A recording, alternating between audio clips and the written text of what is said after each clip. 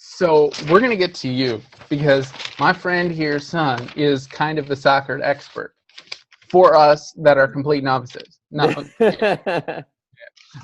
so I want to talk to you, son, about the men's national soccer team for the USA.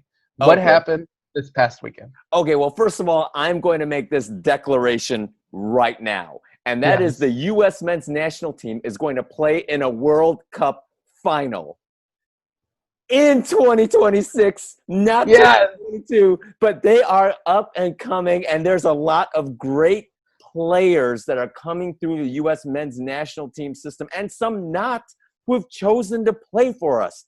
So Nice. overall, this has been I mean, if you're a soccer fan, this is the best time ever. I know there was sort of like a golden age with Landon Donovan, DeMarcus Beasley, but no, nothing like this.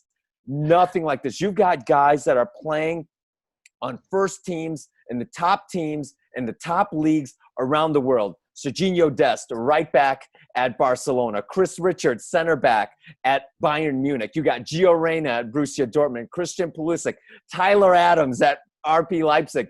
This is by far Yeah. the squad right here. But the only problem is that they're like either in their late teens or early 20s. So it's going to take a little time for them to mature. But anyway, sorry. So real quick, because excuse my like ignorance when it comes to soccer. Mm-hmm. Okay, and you kind of froze on my screen. Can you see me all fine? Yeah, you're kind of frozen too, but I can hear you fine. I don't know why. Okay, I don't know why you're frozen. Okay. Okay, there we go. Good. All right, we're back because we're gonna edit that. Okay. All right. So I'm, like I said, I'm not really a huge soccer fan. When you talk about all these squads and get super excited, what do you mean? Like what? Like put that in layman's term for me, a football fan, baseball fan. Okay, so basically, we went from having throughout the years. Think of it this way. Think of it like college football in the NFL. We've had college football players playing in an NFL league. Now we've got NFL players playing in the NFL. Yeah. That's the best way, I think, to sort of describe it. Or maybe college basketball to the NBA.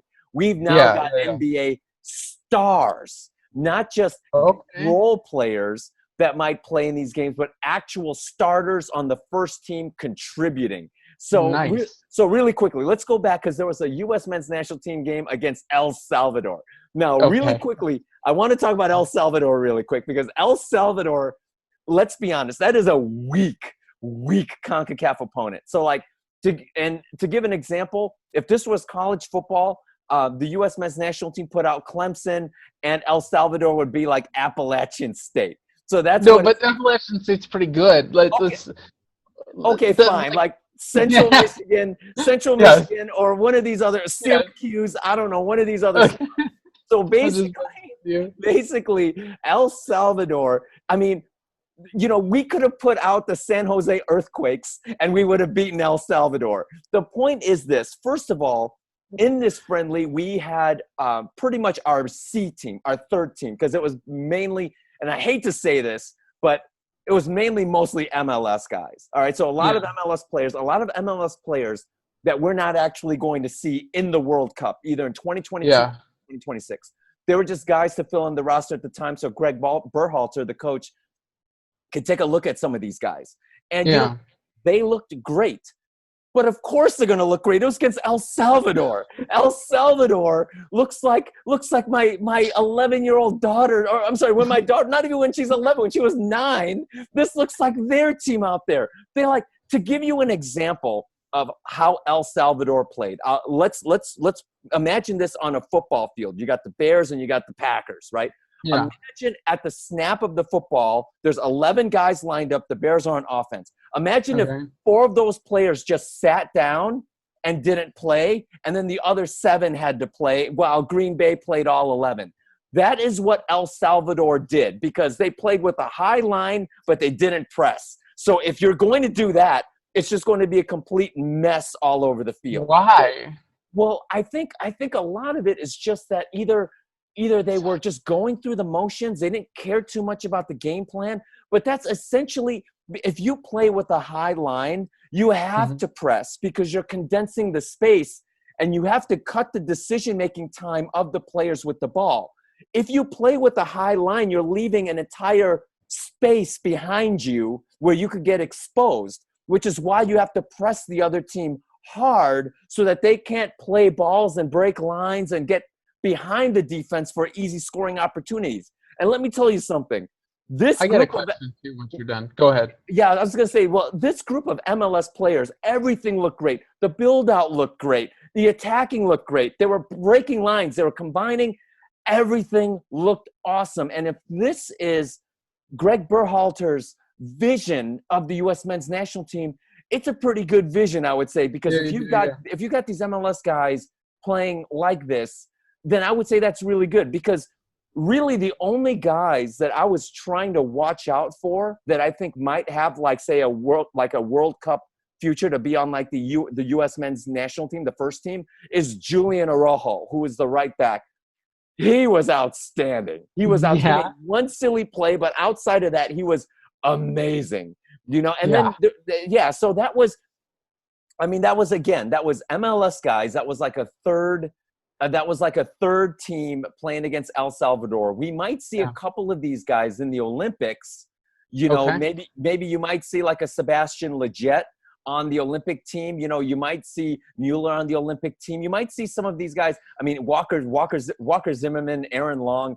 These guys have no business being on the first team. Yeah. They might make the Olympic squad. That's fine. But overall, it was wonderful, and it's great to see U.S. soccer kicking butt like this, man. Yeah. It was awesome.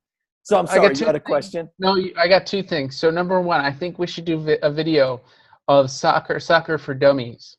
Okay. And I think you should be talking to me because I'm the dummy. like explaining that kind of stuff, like what do you mean by high line, that kind of thing. I think I need that. But anyway, and I think a lot of people do. But anyway, the second thing, talk to me about the Olympics. I know that's coming up next year. What's important? How are the Olympics viewed in the soccer world compared to the World Cup and compared to other things? So my first thought is, oh man, that's awesome. The Olympics is probably a big deal. It's every 4 years, just like the World Cup. Right. No. And the Olympics, if you were if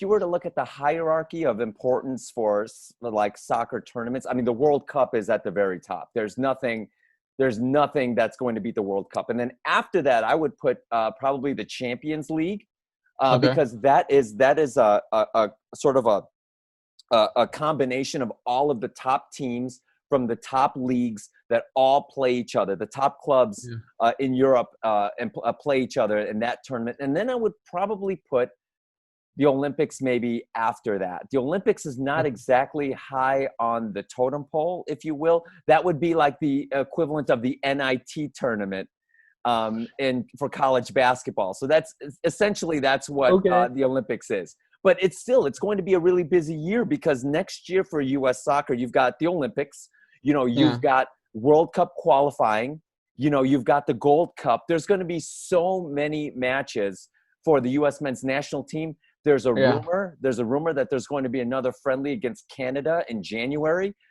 Finally, we're looking at opponents that are maybe a little bit better. And then, of course, we're going to have to reach a point right now where we're going to have to go up against Mexico and play them. And because now El Tri is the top team. The U.S. can't miss out on qualifying. I mean, the U.S. can't do that again, right? Well, Well, okay. Let me be very clear about this. First of all, in 2014 and 2018, the rosters just weren't that good. The coaching was average, but the rosters just were not that good. So yes, you're right. We did not qualify in 2018, but they changed the rules for qualifying in the World Cup in CONCACAF. So basically, yes, because the USA is such a huge market. So it's almost a guaranteed lock that the United States is going to make it to this World Cup. They've more or less bypassed all of the preliminary games that all of the countries have to play, and they go right into the hex. They go right into the top six. So it's basically, I mean, we would have to have, I mean, coronavirus would have to strike down the U.S. men's national team, and they have to not play in order for them to not qualify. It's just almost impossible the way it's set up now. They will qualify. You're right. Yeah, they will qualify. Absolutely. Okay, cool. Is there anything you want to add about all this stuff. What excites you right now about a U.S. soccer? This Talk is just free form, bro. this is the most exciting U.S. soccer team we have ever had. Ever. So when you talk about, like, before we would always have like a player here, Landon Donovan here, DeMarcus Beasley Yeah. here, Brian McBride here, Tim Howard there. You always had Yeah. like guys that were really good. Now we've got a squad. So, Really? if Yunus Musa makes the one-time transfer, he played in both friendlies against Panama and Who's him? Wales. Yunus Musa is he's 16 years old. He's one of the top prospects in England. And he Okay. has American citizenship because he was born here when his parents took a trip to New York City. So he has dual citizenship. And for some reason, when we invited him, when Berhalter invited him to play, he said yes. So he's not cap tied yet to the United States. They have to play in like a meaningful match, not a friendly. Where else can he play? England. England? Yes, Okay. England. And then there's another guy who plays on FC Barcelona as the right back, Serginho Dest. He's a guy who was brought up in Ajax's academy, which is like the world's best youth academy for soccer players. Yeah. He was born there, raised there. He has an American mom, so that gave him dual citizenship, and he chose the United States. We finally have world-class players to go along. Those two, right? Dest, you got Musa, you've got Tyler Adams, who's killing it right now at RB Leipzig, the best six we've ever had. We have Christian Pulisic, who's the best wing player on the left side, midfielder we've ever had. Is he going to be the best player ever on U.S. soccer, possibly? Possibly, but that's what's so great about it. He is now. He's the greatest U.S. player we've ever had now. But you're talking about Tyler Adams, Chris Richards, Serginho Dest, Gio Reyna. They're all at that level. They're all at that level. This is why it's so exciting. It's so exciting because we have all of this young crop of players. The best left back we've ever had is 17 years old, a guy named Kobe Hernandez Foster. So our back line in 2026, just the back line, can be Kobe Hernandez Foster on the left side, John Brooks in the center, paired up with Chris Richards, Serginho Dest on the right side. We have Zach Steffen, who's the goalkeeper for Manchester City, in the back. We are set. Like, that is the squad. And in the midfield, you can have any combination of Musa, Tyler Adams, Weston McKennie. I mean, you've got stars. You've got studs everywhere. Finally. So why we've got a squad. 2026 are they going to make it? Because they're young. Because, Musa's 16. Dest is, 20? They're so young. By 2022, they're just in their early 20s. Pulisic will be like 24. So you don't want to put too much pressure on the guys. But think about it. Yunus Musa will only be 18 if he plays. You've got these other guys, Ulianes, there's Julian Araujo that might come over. They're still teenagers, Tim. So go ahead. They're all coming up as this young group. And the reason why I say 2026 is also because the World Cup's going to be here in the United States. It's going to be USA, Canada, Mexico. And I think they're going to show out for real in 2026. Well, that's what happens, right? Yes.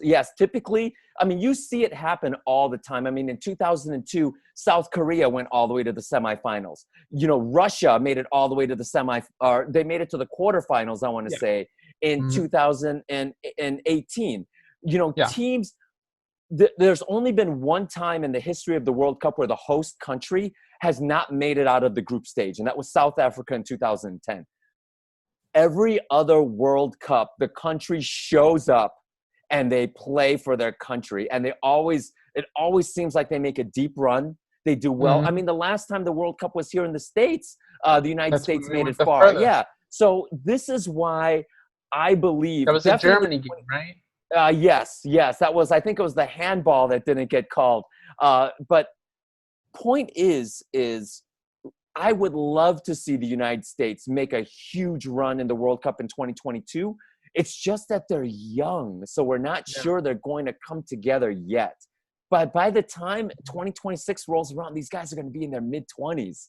I mean, it's going to be, I mean, they're going to be a fun and gun team. I'm excited. Yeah. I'm So, all right. excited. So, what would a World Cup title do for the United States in soccer? What I would it think do?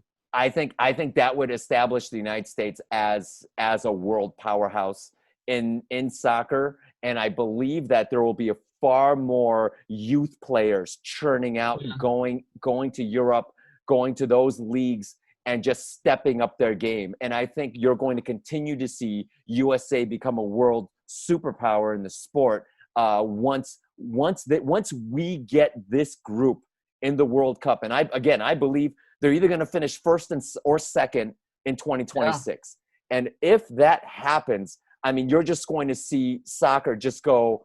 I mean, it's just going to I think it's going to explode in popularity. Could And I just think soccer you're just start going this way and football can start going that way? You see it maybe if it that happens? it Maybe a little might bit. it might because yeah, they're trying to make the sport of football safer. And I Yeah. know that there are injury issues and concussion issues in soccer, but it's not as prevalent as it is in the NFL. And Sure. I just feel like soccer, that is going to be the boost that USA Yeah. needs to sort of put themselves over the hump. I mean, Yeah. yeah, I feel like we've got more US players contributing on the highest level clubs in Europe than we've ever had before. It's great to see. I mean, it's oh gosh, I mean, yeah, I mean, even Weston McKennie goes to Juventus and he plays alongside Cristiano Ronaldo. I mean, Gio Yeah. Reyna's playing alongside Royce and Halleck and Jadon Sancho. I mean, Pulisic is playing alongside Kai Havertz. It's just, it's insane that these guys are playing against the world's best. The That's world's awesome. best. They're playing alongside them, scoring goals with them. I mean, it's so great. It's so great. It's going to be good, man. So what's next? What's their next game? Right now they're dark. The U.S. men's national team's dark. Like I said, they're gonna have a January camp, and I think Okay. in the January camp, I believe they're going to have another friendly against Canada. Hopefully, we'll get to see more of these European-based players, so you can take a look. These Yes. guys are, yeah. I mean, what can you say? They are. Yeah, I mean, it's exciting. I mean, you know how you were talking about getting emotional watching Yeah. Illini basketball. I mean, I'm excited talking about U.S. soccer. These guys that we've got, it's an exciting time to be a soccer It's fan. an emotional thing when the United States is in the World Cup. In Yes, these close games, there's something maddening and crazy about it. yes, So 2026, I mean, it really could change the whole perspective of soccer in the United States, which would be amazing. I think it will. I think it will because we've never.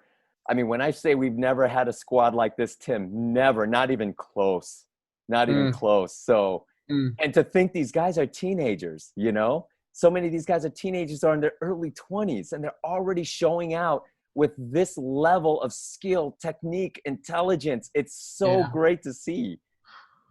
nice, Yeah. dude. Anything Yeah. else you got? Dude, No, hell no, that's yeah. pretty much it, man. It's just about waiting for It's your January camp. passion, bro. Yeah. It's Dude, good I love stuff. it, man. I It's good love it. stuff. I don't know like three-fourths these guys' names or who they're playing. I just feel like I need a master class now. So we'll do Sure. some of that. We'll do some more of that, guys, so you can just catch on for the casual football fan or whatever. The United States soccer is just an awesome thing, and I'm here learning with you guys too. So Yeah. hell yeah, Yes. Awesome. All right. awesome. All right. Well, I think that about wraps it up, huh? Yep, I think we're good. So you guys will catch us tomorrow Mm-hmm. after the Bears Texans. We'll do a little post game. We'll tell you a little bit what we think. Mm-hmm. And yeah, thanks guys. Thanks for watching the Tim and Son and Tim show. Have a great day. Thanks, guys. Have a good day.